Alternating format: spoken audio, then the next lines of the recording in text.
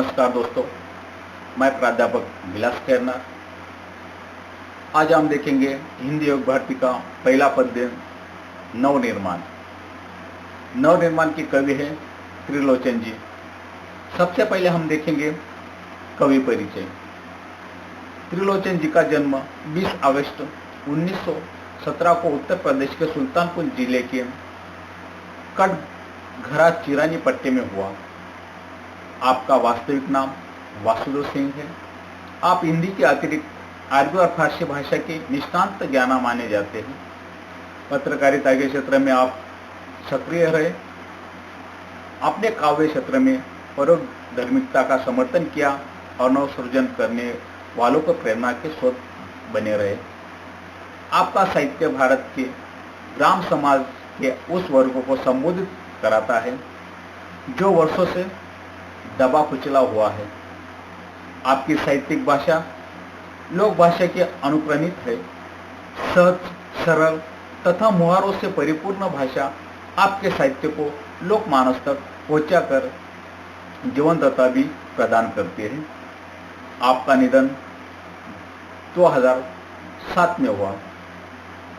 प्रमुख कृतियां धरती, दिगंत,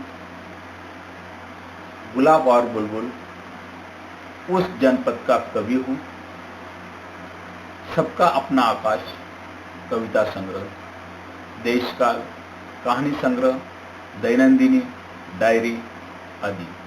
आगे हम देखेंगे विधा परिचय। चतुष्पदी 4 चरणों वाला छंद होता है। यह चौपाई की तरह होता है। इसमें 4 चरण होते हैं। इसके प्रथम, द्वितीय और चतुर्थ चरण में तुकबंदी होती है। भाव और विचार की दृष्टि से प्रत्येक चतुष्पदी अपने आप में परिपूर्ण होती है। आगे हम देखेंगे पाठ परिचय। प्रस्तुत चतुष्पदियों में कवि का आशावाद दृष्टिगोचर होता है। वर्तमान समय में सामान्य मनुष्य के लिए संघर्ष करना अनिवार्य हो गया है।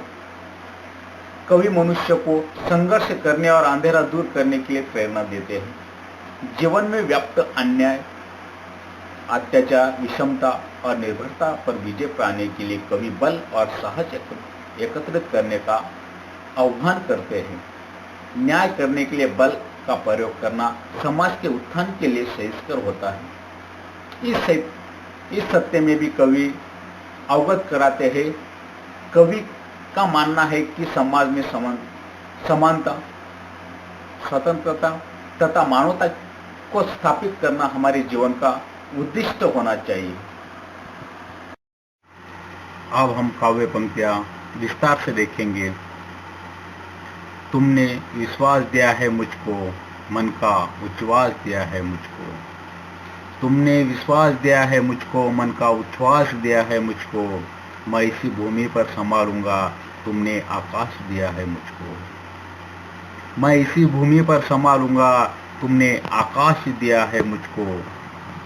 कवि त्रिलोचन जी हमें कहते हैं कि जी जो धरती माँ को संबोधित करते हुए अपने विचारों और भावों को अभिव्यक्त करते हैं। कवि कहते हैं कि माँ जिस भरोसे और यकीन के साथ मुझे जीवन दिया है, मैं गहरे सांस लेने में समर्थ हो पाया हूँ, उसे इस धारा पर सुरक्षित और संभाल कर रखूंगा, उसे बेकार नहीं जाने दूंगा। आज मुझे जो खुला आसमान मिला है, जीवन की आज़ादी मिली है, इस सुनहरे अवसर को मैं जाने नहीं दूंगा। ये सब कुछ जो हमें मिला है उसका मैं सदुपयोग करूंगा। जीवन को सफल और सार्थक बनाने के लिए मैं सदैव प्रयत्नशील रहूंगा। ऐसा कवि त्रिलोचन जी हमें इस काव्य पंक्तियों में कहते हैं। अब हम देखेंगे आगे की पंक्तियां। सूत्र ये तोड़ नहीं सकते हैं, तोड़कर जोड़ नहीं सकते हैं। सूत्र यह तोड़ नहीं सकते हैं, तोड़कर जोड़ नहीं सकते हैं। वहम में जाए कहीं भी उड़ जाए, भूमि को छोड़ नहीं सकते हैं। कवि कहते हैं कि हमें जीवन में रिश्ते और प्रेम के बंधनों को महत्व देना चाहिए। प्रेम और रिश्तों के बंधन का धागा नाजुक होता है। इसे तोड़ने के बाद हम उसे दोबारा जोड़ नहीं सकते हैं। जिसे तोड़कर हम जोड़ नहीं सकते, इसलिए उसे तोड़ने का अधिकार हमें नहीं है। धागा एक बार टूट जाता है तो दोबारा जोड़ नहीं सकते। यही कवि हमें कहते हैं, जीवन में सफलता पाने के लिए, कामयाबी के लिए कहीं भी चले जाए, हमारे सामने खुला असीम आकाश है। भले असीम आकाश की उड़ान भर ले, पर यहाँ की धारा हमारे लिए वो लगाव आत्मीयता से जुड़ा हुआ रहना चाहिए। दरअसल धरती से जुड़ा रहकर भी हम मनुष्य लक्ष्य प्राप्त कर सकते हैं। कहने का तात्पर्य है कि सफलता की उड़ान भरने पर अस्तित्व का आधार को भूलना नहीं चाहिए। मातृभूमि के प्रति लगाव जो मन में है वो हमेशा बनाए रखना चाहिए। यही कवि हमें इन पंक्तियों में कहते हैं। अब हम देखेंगे आगे की पंक्तियां। सत्य है राह में अंधेरा है, सत्य है राह में अंधेरा है, रोक देने के लिए घेरा है, रोक देने के लिए घेरा है। काम भी और तुम करोगे क्या, काम भी और तुम करोगे क्या, बढ़ चलो सामने अंधेरा है, बढ़ चलो सामने अंधेरा है। हमें कवि इन पंक्तियों में कहते हैं कि यह सत्य है कि जीवन की राह में अंधेरा है, अर्थात जीवन के रास्ते में संघर्षमय है। जीवन का रास्ता एक संघर्षमय कठिनाइयों से भरा हुआ है। जीवन का रास्ते पर अनेक समस्या हमारे सामने बाधा या रुकावट बनकर आती है, पर हमें हताश और निराश नहीं होना चाहिए, बल्कि डटकर सामना करना चाहिए। हमें काम भी है, जिम्मेदारी को भी पूरा करना है, दूसरा कोई उपाय भी नहीं है, इसलिए सदैव आगे बढ़ते चलना है। जीवन पथ के अंधेरे को यानी कि कठिनाइयों का सामना साहस के साथ करना है।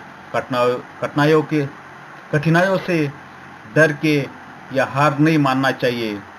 कठिनाइयों को डर के हमें हार नहीं मानना चाहिए। कवि यही हमें इन पंक्तियों में कहते हैं।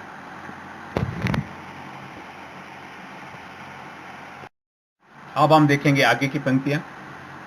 बल नहीं होता सताने के लिए, बल नहीं होता सताने के लिए, वह है पीड़ित को बचाने के लिए, वह है पीड़ित को बचाने के लिए। बल मिला है तो बल बनो सबके, बल मिला है तो बल बनो सबके, उठ पड़ो न्याय दिलाने के लिए, उठ पड़ो न्याय दिलाने के लिए। कवि कहते हैं कि ताकतवर या शक्तिशाली मनुष्य को अपने बल का इस्तेमाल कभी किसी को सताने के लिए नहीं होना चाहिए, किसी को परेशान करने के लिए नहीं होना चाहिए, बल्कि वह दुखी, त्रस्त या पीड़ितों को सहायता के लिए तत्पर रहना चाहिए। असहायों और पीड़ितों का संरक्षण करने के लिए, उन्हें बचाने के लिए उसका इस्तेमाल होना चाहिए। कवि कहते हैं कि जो सामर्थ्यवान है, जिन्हें बल मिला है, जो सामर्थ्यवान है उन्हें जो बल मिला है, उसका इस्तेमाल उन्हें असहायों के दिन दुखियों को सहायता के लिए करना चाहिए, उनकी ताकत बनना चाहिए। ऐसे पीड़ितों को न्याय दिलाने के लिए उनके साथ खड़े होना चाहिए, जिससे किसी समाज में कोई दुखी ना रहे, किसी के साथ अन्याय ना होना चाहिए। इन्हीं पंक्तियों में यहाँ पर कवि का जो समाजवादी समानता का दृष्टिकोण यहाँ पे प्रस्तुत हुआ है। जिसको मंजिल का पता रहता है, जिसको मंजिल का पता रहता है, पद के संकट को वही सहता है, पद के संकट को वही सहता है। एक दिन सिद्धि के शिखर पर बैठ, एक दिन सिद्धि के शिखर पर बैठ, अपना इतिहास वही कहता है, अपना इतिहास वही कहता है। कवि कहते हैं कि जिस व्यक्ति के जीवन का उद्देश्य पता होता है, कवि कहते हैं कि जिस व्यक्ति को अपने जिंदगी का, अपने जीवन का उद्देश्य, जीने का उद्दिष्ट पता होता है, जिसे अपनी मंजिल का अर्थात लक्ष्य का ज्ञान होता है वह मंजिल तक पहुंचने के लिए सदैव प्रयत्नशील रहता है। वह जीवन के रास्ते पर आने वाली सभी कठिनाइयों, मुसीबतों, संकटों और समस्याओं का सामना करता है। वह का सामना करते करते, संघर्ष करते करते मंजिल तक पहुंच जाता है। एक दिन सफलता के शिखर पर विराजमान हो जाता है। ऐसे संघर्ष करने वाले साहसी व्यक्ति को उपलब्धियों के बारे में इतिहास में बताया जाता है। इनके गौरव की चर्चा या वर्णन इतिहास में मिलता है। यही इन पंक्तियों में कवि हमें कहते हैं। अब हम देखेंगे आगे की पंक्तियाँ। प्रीति की राह पर चले आओ, प्रीति की राह पर चले आओ, नीति की राह पर चले आओ। प्रीति की राह पर चले आओ, नीति की राह पर चले आओ। वह तुम्हारी नहीं सबकी है, वह तुम्हारी नहीं सबकी है। गीति की राह पर चले आओ, गीति की राह पर चले आओ। कवि कहते हैं कि हमें प्रेम और नीति यानी कि नेकी, कवि कहते हैं कि हमें प्रेम और नीति के साथ और नैतिकता के साथ चलना चाहिए। कवि हमें कहते हैं कि प्रेम और नीति के साथ हमें चलना चाहिए। इसलिए कहते हैं कि हमारे आपस में जो मतभेद है उनको भुलाकर प्रेम के मार्ग पर हमें चलना चाहिए। कवि हमें इसलिए कहते हैं कि हमें आपस में जो मतभेद है उनको भुलाकर प्रेम के मार्ग पर चलना चाहिए और उसी पर नेकी के साथ अच्छाई के मार्ग पर आगे बढ़ना चाहिए। कवि कहते हैं कि आपस के जो मतभेद है उनको भुलाकर नेकी के साथ अच्छाई के मार्ग पर आगे हमें बढ़ना चाहिए। इस पर सभी का अधिकार है। कवि कहते हैं कि इस पर सभी का अधिकार है, इसलिए सभी को प्रेम के साथ लेकर नेकी के राह पर चलना चाहिए। इसलिए कवि हमें कहते हैं कि सभी को प्रेम के साथ लेकर नेकी के राह पर चलना चाहिए। आपस में मिलजुल कर आपसी प्रेम बनाए रखने पर और मिलजुल कर जीवन जीने में अनोखा आनंद मिलता है। कवि हमें कहते हैं कि आपस में मिलजुल कर आपसी प्रेम बनाए रखने और मिलजुल कर जीवन जीने में जो अनोखा आनंद है, इसी आनंदों को पाने के लिए कवि हमें कहते हैं कि हमें गीति की राह पर चलना चाहिए, गीति की राह पर चलना चाहिए। अब हम देखेंगे आगे की पंक्तियाँ। साथ निकलेंगे आज नर नारी, साथ निकलेंगे आज नर नारी। लेंगे कांटों का ताज नर नारी, लेंगे कांटों का ताज नर नारी। दोनों संगे है और सहचर है, दोनों संगे है और सहचर है। अब रचेंगे समाज नर नारी, अब रचेंगे समाज नर नारी। कवि कहते हैं कि समाज में परिवर्तन हो गया है। कवि हमें इन पंक्तियों में कहते हैं कि समाज में परिवर्तन हो गया है, समाज में बदलाव आ गया है। कवि हमें इन पंक्तियों में कहते हैं कि समाज में परिवर्तन हो गया है, समाज में बदलाव आ गया है। अब नर और नारी अर्थात पुरुष और महिला एक साथ कंधे से कंधा मिलाकर चलने लगे हैं। पुरुष और महिला कंधे से कंधा मिलाकर एक साथ चलने लगे हैं। जीवन में चुनौतियों का सामना पुरुष और महिला एक साथ करने लगे हैं। संघर्ष करते हुए कांटों का ताज धारण करने लगे हैं, संघर्ष करते हुए कांटों का ताज भी वो धारण करने लगे। अर्थात विषम परिस्थितियों में सफलता प्राप्त करने लगे हैं। अर्थात विषम जो परिस्थितियाँ होती है उनमें सफलता प्राप्त करने लगे हैं। दोनों साथी है, दोनों साथी है, जीवन साथी है, साथ मिलकर जीवन जीने का वचन दिया है। दोनों साथी है, जीवन साथी है, साथ मिलकर एक साथ जीने का वचन दिया है। समाज का नवनिर्माण और विकास का नर नारी के सहयोग से प्राप्त होता है। इनके सहयोग से ही यह सब कुछ संभव है। बेशक आज नर और नारी अपने उत्तरदायित्व को समझ गए हैं। कवि कहते हैं कि बेशक आज नर और नारी अपने दायित्व को समझ गए हैं। अब वो मिलकर नए समाज की रचना करेंगे। ये दोनों मिलकर एक समाज की रचना करेंगे। ऐसा समाज का निर्माण करेंगे जिसमें स्त्री और पुरुष समान अधिकार होगा। ऐसे समाज का निर्माण करेंगे जिसमें स्त्री और पुरुष को एक समान अधिकार होगा। यहाँ पर समाज के उत्थान हेतु कवि का समता और समाजवादी दृष्टिकोण प्रस्तुत होता है। देखिए दोस्तों, इन पंक्तियों में हमें जो स्त्री और पुरुष को समान अधिकार होने का अधिकार होगा, यहाँ पर समाज के उत्थान हेतु कवि हमें इन पंक्तियों में कहते समता और समाजवादी दृष्टिकोण यहाँ पे हमें इन पंक्तियों में प्रस्तुत होता है।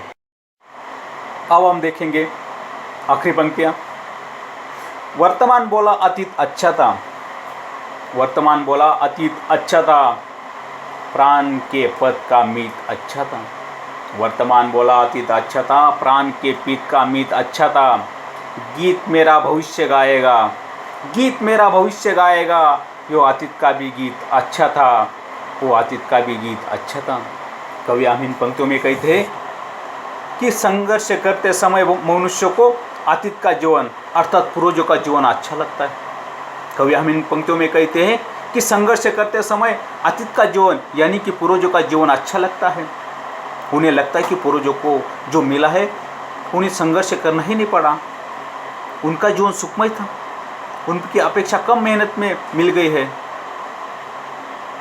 बेशक दिन प्रतिदिन चुनौतियाँ बढ़ती जाती है, बेशक दिन प्रतिदिन चुनौतियाँ बढ़ती जाती है। जीवन पथ के साथी भी अच्छे थे, वो बेखूबी साथ निभाते थे। जीवन पथ के जो साथी थे वो भी अच्छे थे, जो बेखूबी साथ निभाते थे। उनके बीच समंजस था, उनके जो बीच समंजस था, प्रेम था, एक दूसरे के प्रति त्याग और समर्थन का भाव था। जो पूर्वज थे उनके बीच एक समंजस था, प्रेम था, एक दूसरे के प्रति त्याग और समर्पण का भाव था। बेशक वर्तमान में जिसका अभाव या कमी है, बेशक आज वर्तमान में उसका अभाव की कमी है, फिर भी वर्तमान की उपलब्धियाँ भी गौरव से भरी है, जिसका गीत भविष्य गाएगा। अर्थात जिसकी चर्चा आने वाली पीढ़ी के लोग करेंगे, अर्थात जिसकी चर्चा आने वाली पीढ़ी के लोग करेंगे। हमें जीवन में किए गए कर्तव्यों का सम्मान देना चाहिए, हमें जीवन में किए गए कर्तव्यों को सम्मान देना चाहिए और अपने पूर्वजों को भी सम्मान देना चाहिए। अंत में कवि कहते हैं कि अतीत अर्थात उनके पूर्वजों का जीवन भी अच्छा था। अंत में कवि कहते हैं कि अतीत अर्थात उनके पूर्वजों का जीवन भी अच्छा था। उन्होंने भी समाज के उत्थान हेतु संघर्ष किया है, उन्होंने भी समाज के उत्थान हेतु संघर्ष किया है, अपना योगदान ठीक उसी तरह दिया है जैसे हमने आज वर्तमान समय में दिया है। कवि हमें कहते हैं अंत में कहते हैं अतीत अर्थात उनके पूर्वजों का जीवन भी अच्छा था, उन्होंने भी समाज के उत्थान हेतु संघर्ष किया है, अपना योगदान ठीक उसी तरह दिया है जैसे हमने आज वर्तमान के समय में दिया है। यही हमें इन पंक्तियों में कवि आज कहते हैं।